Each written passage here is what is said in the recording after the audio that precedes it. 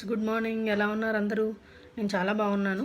Actually ఈరోజు నేను వచ్చేసి మీకు ఒక స్పెషల్ రెసిపీ చూపిద్దాం అనుకుంటున్నాను. అది వచ్చేసి రవ్వ పులిహోర అండి.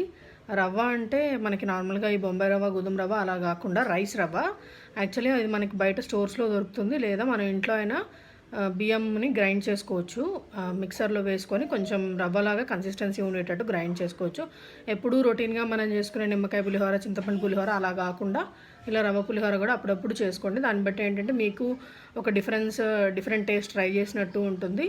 అండ్ ఇప్పుడు వచ్చేసి మనం రెసిపీ చూద్దాము, అది ఎలా ప్రిపేర్ చేయాలి అండ్ రవ్వని ఎలా కుక్ చేసుకోవాలి అనేది. యాక్చువల్గా నార్మల్ రెగ్యులర్ పులిహోరకి రవ్వ పులిహోరకి పెద్ద డిఫరెన్స్ ఏం లేదండి.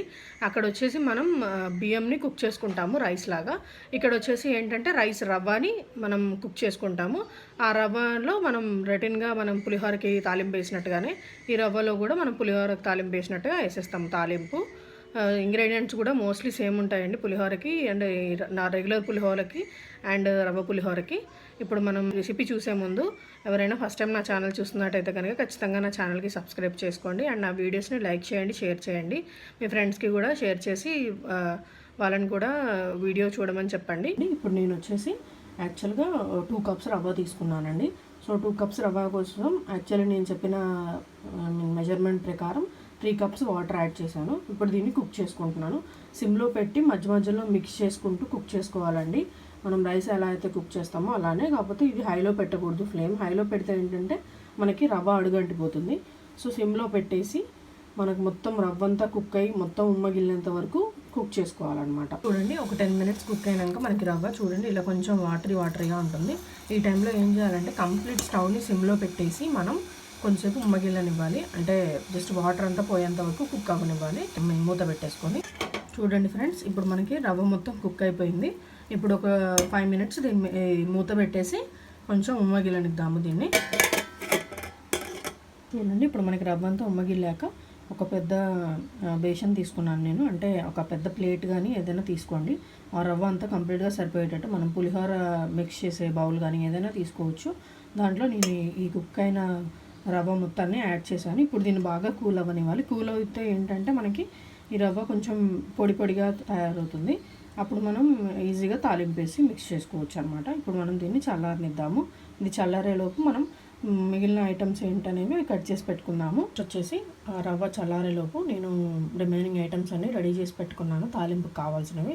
దానికోసం 3 ఎండుమిర్చి తీసుకున్నాను. మిడిల్ హాఫ్ కట్ చేసి పెట్టాను ఇలా చిన్న పీసెస్గా.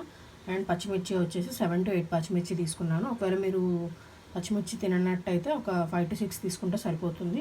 అండ్ ఇది వచ్చేసి 4 లెమన్ అండి. 4 మీడియం సైజ్ లెమన్ జ్యూస్ తీసి పెట్టాను. అండ్ పల్లీలు ఒక 2 టేబుల్ స్పూన్స్ తీసుకున్నాను. ఇవి వచ్చేసి తాలింపు గింజలు కూడా 2 టేబుల్ స్పూన్. అండ్ పసుపు అండ్ ఉప్పు. ఇది వచ్చేసి మనకి కావాల్సిన కన్సిస్టెన్సీని బట్టి పసుపు అండ్ ఉప్పు యాడ్ చేసుకోవచ్చు అనమాట. ఇప్పుడు మనం నెక్స్ట్ తాలింపు ఎలా వేయాలో చూపిస్తాను. ఇప్పుడు మనకి రవ్వ కుక్ చేసిన రవ్వ మొత్తం కూల్ అయిపోయిందండి. కూల్ అవుతే చూడండి ఎంత మొత్తం పొడిగా అవుతుంది. ఇప్పుడు దీంట్లో తాలింపు వేసుకుందాం పులిహోరకు వేసుకున్నట్టు. కోసం ఫస్ట్ వచ్చేసి ఒక కడాయి తీసుకొని ఒక 7 to 8 table spoon oil add చేశాను. యాక్చువల్గా ఈ రవ్వ పులిహోరకి కొంచెం ఆయిల్ ఎక్కువ పడుతుందండి. సో నేను కొంచెం ఆయిల్ ఎక్కువే తీసుకున్నాను. ఇప్పుడు నాకు ఆయిల్ హీట్ అయిపోయింది. ఫస్ట్ వచ్చేసి నేను పచ్చిమిర్చి ఫ్రై చేసుకుంటున్నాను.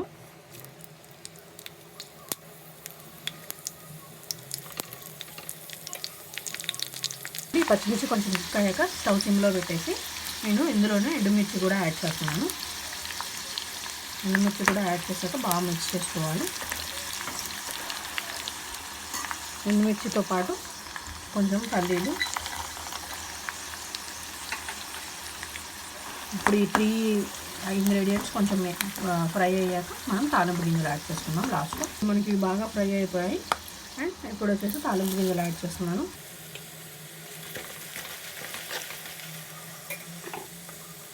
ఫైనల్గా కొంచెం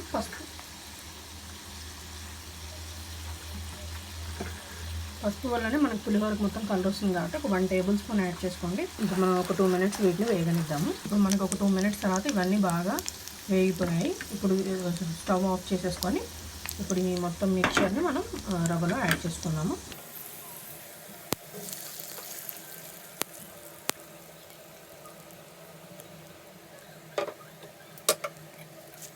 చూడండి, రవ్వలో యాడ్ చేశాక నేను లెమన్ జ్యూస్ యాడ్ చేస్తున్నాను.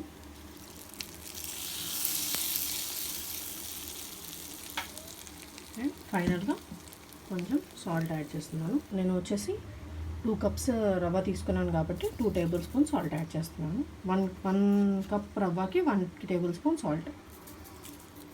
ఇప్పుడు దీన్ని మొత్తం బాగా మిక్స్ చేసుకోవాలి.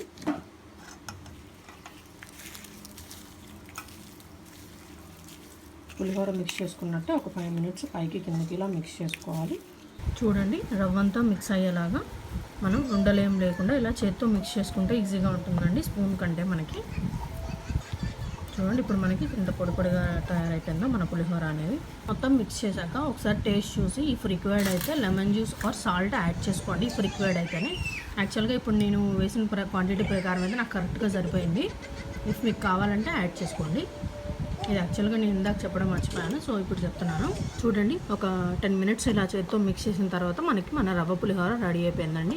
చాలా టేస్టీగా ఉంటుంది, పుల్లగా ఉప్పుగా, పిల్లలకు కూడా ఇష్టంగా తింటారు. యాక్చువల్లీ వన్ మోర్ థింగ్ వచ్చేసి ఇది లెమన్ కాబట్టి ఇదర్ మార్నింగ్ ఆర్ ఆఫ్టర్నూన్ ఆ టైంలోనే పెట్టండి పిల్లలకి, నైట్ టైం పెట్టకండి. దానివల్ల ఏంటంటే వాళ్ళకి కోల్డ్ వచ్చే ఛాన్సెస్ ఉంటాయి. మీకు కూడా ఈ రెసిపీ నచ్చినట్టయితే కనుక ఖచ్చితంగా ట్రై చేయండి. అండ్ అది ఎలా వచ్చిందో నాకు కామెంట్ సెక్షన్లో తెలియచేయండి. Thank you for watching.